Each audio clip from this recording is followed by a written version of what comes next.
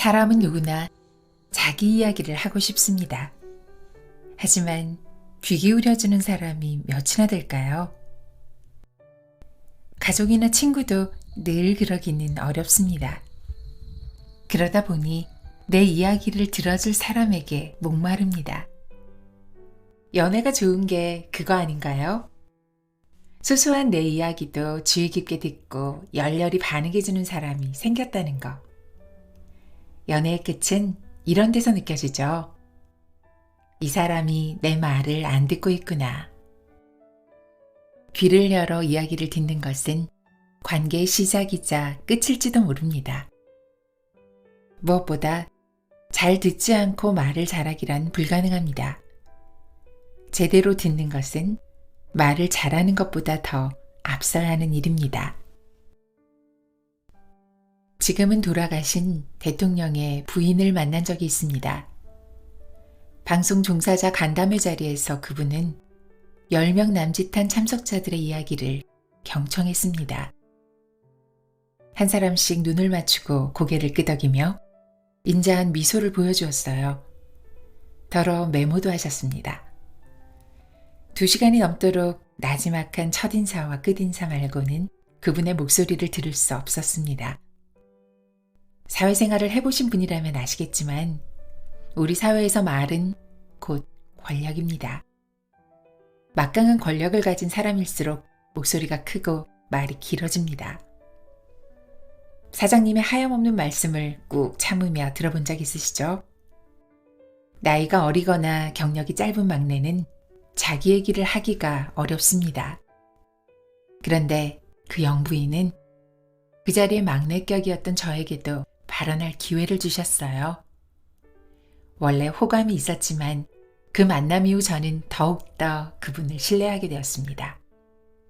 남의 말에 귀 기울일 줄 아는 분이라면 믿을 수 있겠구나 하고 말이죠.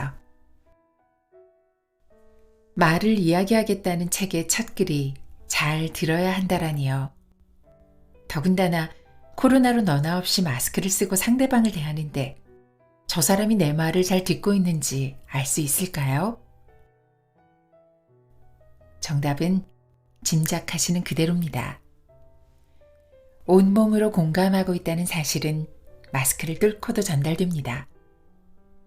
스마트폰과 노트북 넘어서도 고스란히 느껴집니다. 말을 잘 듣고 나서야 당신은 말을 잘할 수 있을 겁니다. 당신이 하는 말이 곧 당신입니다. 철학자 하이데거도 말했습니다. 언어는 존재의 집이라고요. 당신의 집은 어떻습니까?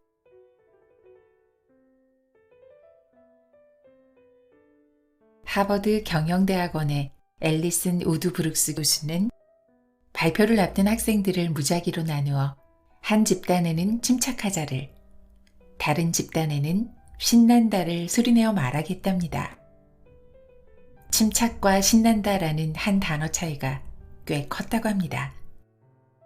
자신의 감정을 신난다고 정의한 학생들은 침착하자고 다독인 학생들보다 설득력은 17%, 자신감은 15% 높다는 평가를 받았답니다.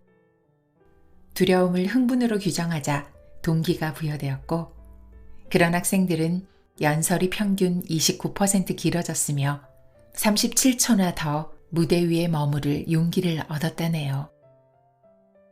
침착해지려고 애쓰기보다 조금은 흥분하는 게 두려움 극복에 더 효과적이라는 뜻이죠.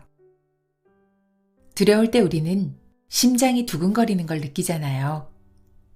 그런 상태에서 침착해지려고 애쓰는 건 시속 100km 이상으로 달리는 자동차에서 갑자기 브레이크를 밟아 급정지하는 거랍니다. 강렬한 감정을 억누르려고 애쓰기보다 그 감정을 다른 감정으로 전환하는 게 더 쉽다는 겁니다. 종류는 달라도 강도는 비슷한 다른 감정으로 바꿔서 가속기를 계속 밟게 만드는 거죠. 멈춤 대신 동력 장치를 가동하면 두려움에 직면한 상황에서도 스스로 동기를 부여하게 된답니다. 어떡하지? 큰일 났네. 하는 게 아니라 어떡하긴 한번 해보자. 이왕 발표하는 거 신나게 하는 거죠. 그러나 이것도 그리 쉬운 일은 아닙니다. 이렇게 마음 먹기 전에 꼭 해야 할 게 있는데요. 바로 부담 없는 발표에서 작은 성공의 경험을 쌓아가는 겁니다. 조금만 꾸준히 애써보면 말을 잘하지는 못해도 할 말은 놓치지 않고 할 수는 있게 될 겁니다. 어떻게 확신하냐고요? 저는 22년 6개월 동안 모교에서 2,000여 명의 후배들과 수업을 했습니다. 학생 대부분이 개강 때와는 달라진 모습으로 중강을 맞이했어요. 한 후배는 중강한 뒤에 메일을 보내왔습니다. 대학 1학년 첫 수업에서 잘하려고 애쓰다 그만 발표를 망쳤대요. 트라우마가 생겨 그 뒤로 발표 수업은 피해서 수강 신청을 했다고요. 그러다 이대로 졸업하면 안 될 것 같아 마지막 학기에 제 수업에 들어왔답니다. 학점은 포기해도 발표에 대한 공포를 이겨내야겠다고 다짐한 겁니다. 한 학기 동안 힘들기는 했지만 한 주 한 주 따라서 하다 보니 스스로 달라진 걸 느꼈다면서 고맙다고 했어요. 저야말로 고마웠습니다. 제 수업에서 그 학생이 받은 학점은 A+, 전체 수강생 중 1등이었습니다. 극적인 변화라서 생생히 기억하고 있어요. 발표는 결국 기싸움입니다. 사람이 10명이든 100명이든 나와 그 사람들 간의 기싸움이에요. 안녕하세요 하고 인사하는 순간부터입니다. 사람들의 기에 눌려서는 안 됩니다. 초반에 기선을 제압할 수 있다면 제일 좋지요. 그것까지는 바라지 않더라도 절대로 풀이 죽으면 안 됩니다. 그러면 어떻게 해야 할까요? 자신감 있게 시작해야겠죠. 자신감은 어떻게 생길까요? 그렇습니다. 충분히 준비하고 연습하면 키울 수 있습니다. 오래전 인터뷰 때 들었어요. 당시 스타였던 그 배우를 보면서 늘 궁금했던 점을 물었죠. 어쩌면 그렇게 무대에서 자신감이 넘치세요? 떨거나 긴장하는 모습이 전혀 없어요. 무대에서 그렇게 당당하고 멋지게 노래하고 연기하는 비결이 뭔가요? 답은 한 가지, 연습이었습니다. 노래 한 곡을 10,000번씩 불러본다는 겁니다. 100번, 1000번, 10,000번을 부르고 나면 이런 마음이 든답니다. 빨리 무대에 올라서 이 노래를 사람들에게 들려주고 싶어. 작품마다 다르지만 보통 뮤지컬에는 20곡 안팎의 노래가 나옵니다. 여럿이 함께 부르는 합창을 제외하면 주연의 경우 10곡 정도는 완벽하게 불러야죠. 그럼 무려 연습을 10만 번이나 한다는 겁니다. 어때요? 자신감이 저절로 뿜뿜 솟겠죠? 또 다른 사례는 개그 콘서트입니다.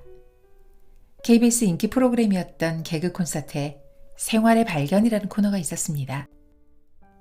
한 번은 그 코너에 출연 제안을 받았어요. 5분 남짓한 코너에 제가 등장하는 장면은 기껏해야 2, 3분이었습니다. 대본을 미리 받아 혼자 외운 후 연습실에 갔던 날 깜짝 놀랐습니다.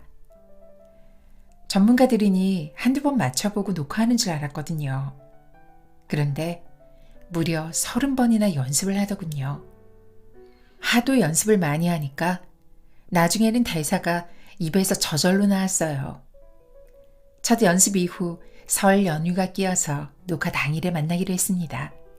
물론 그날도 일찌감치 가서 대사와 동작을 맞추어 봤죠. 다들 잘 쉬셨냐고 인사를 드렸더니 하루도 안 쉬고 계속 연습실에 나왔다고 하더라고요. 제 역할은 고 박지선 씨가 대신 해줘서 연습했다고 했습니다. 다시 10번 정도 맞춰본 후에 카메라 리허설을 하고 대기실로 왔습니다. 함께 출연하는 개그맨에게 살짝 여쭤봤어요. 도대체 연습을 몇 번이나 하느냐고요. 코너마다 다르지만 100번에서 200번을 한다더군요. 그렇게 연습을 많이 하면 어찌 될까요? 대사를 잊어버리면 어떡하나 걱정할 겨를도 없이 조건 반사처럼 내 입에서 대사가 술술 나옵니다. 뇌에 저장하는 게 아니라 세포에 새기는 느낌이었습니다. 우리가 텔레비전에서 봤던 건 남들을 웃게 하는 타고난 재능이 아니라 남들을 웃게 하려고 수백 번씩 준비한 노력이었던 셈입니다.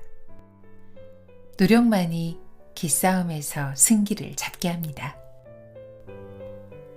이상한 변호사 우영우. 2022년 최고의 작품이라 꼽는 분들이 많죠. 그 드라마 안에는 별칭이 많이 나옵니다. 우당탕탕 우영우, 권모술수 권민우. 둘 다 당사자가 좋아하진 않았지만 특성을 정확히 드러냈어요. 영우의 동료이자 친구인 최수연 변호사가 말합니다. 나도 그런 거 만들어줘. 최강동안 최수연 어때? 아니면 최강미녀 최수연? 우영우 역할의 배우 박은빈이 말합니다. 아니야. 넌 그런 거 아니야.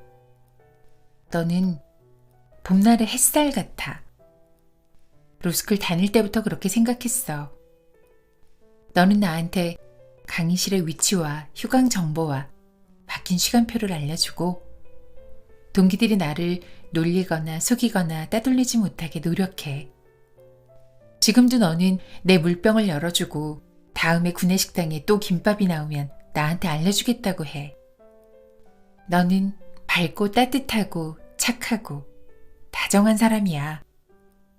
봄날의 햇살 최수연이야. 이 대사에 최수연 역할을 맡은 배우 하윤경의 눈시울이 붉어지는 건 당연했습니다.